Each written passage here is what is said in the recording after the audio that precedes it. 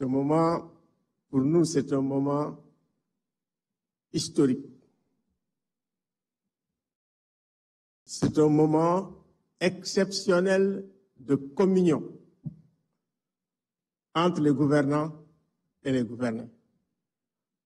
Parce que les premiers dysfonctionnements qu'on observe dans la démocratie, c'est en réalité ce déficit de communication entre gouvernants et gouvernés. C'est un moment essentiel aussi parce que c'est un moment de construction de la confiance dans une démocratie à la fois délibérative et dans une démocratie participative. Ça nous renvoie d'ailleurs à Athènes. Donc, c'est un moment extrêmement important. Revenir aussi sur les problèmes que nous avons de façon récurrente. On ne peut pas améliorer la démocratie sénégalaise sans renforcer la culture des droits de l'homme, sans respecter les droits humains et les libertés fondamentales, sans considérer les acteurs des droits humains comme des amis quand on est dans l'opposition et en faire des mal-aimés quand on est au pouvoir. Je pense que ce sont des acteurs à part entière qu'il faut prendre tels qu'ils sont dans leur fonction critique. Parce que dans les deux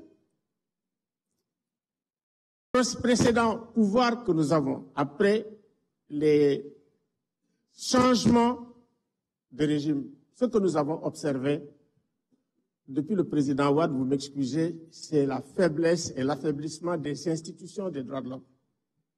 Dans le Comité sénégalais des droits de l'homme, par exemple. Donc, renforcer les institutions des droits de l'homme, ce qui a été fait avec la création de la Commission nationale des droits de l'homme, c'est important.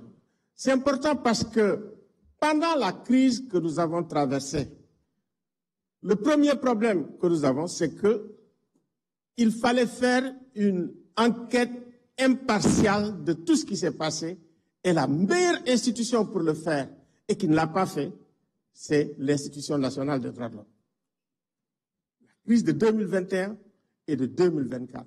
Dans un pays où ça marche, c'est l'Institution nationale des droits de l'homme qui fait le point, qui établit les responsabilités après une enquête impartiale, après une enquête professionnelle. Je pense que ce n'est pas trop tard encore pour le faire. Excellence, Monsieur le Président, le problème que nous avons aussi, c'est de repenser l'architecture institutionnelle en révisant l'hyperprésidentialisme sénégalais, en instaurant un jeu d'équilibre des pouvoirs. C'est extrêmement important parce qu'il arrive des moments où quand on veut conserver le pouvoir, on assujettit tous les autres pouvoirs. On assujettit tous les autres pouvoirs. Et ça, c'est un problème. Créer un équilibre et une harmonie entre l'état de droit et l'état social. L'état social avec le respect des droits économiques, sociaux et culturels. Parce que l'effondrement de l'état social est à la source de la plupart des graves crises que nous vivons dans la sous-région. Il faut prêter une attention. En réalité, c'est le modèle libéral qui a carrément fait effondrer l'état libéral, pas seulement en Afrique, mais un peu partout dans le monde. Construire un État impartial. Parce qu'en réalité, notre problème aussi, c'est cette espèce de permanence de l'État partisan depuis l'indépendance. Bref, voilà. En fait, quand nous parlons de l'État social, et nous parlons aussi de l'État impartial, c'est pour respecter le principe d'égalité qui est au fondement même de la démocratie. L'égalité dans l'accès à la fonction publique, je pense que c'est une question qui mérite d'être étudiée. Merci. Merci beaucoup, M. Aluntine. Je vais M.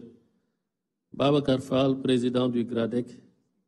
bu noppee Madame Aminata Fall Niang jël kàddu au nom de l'Association des juristes sénégalaises.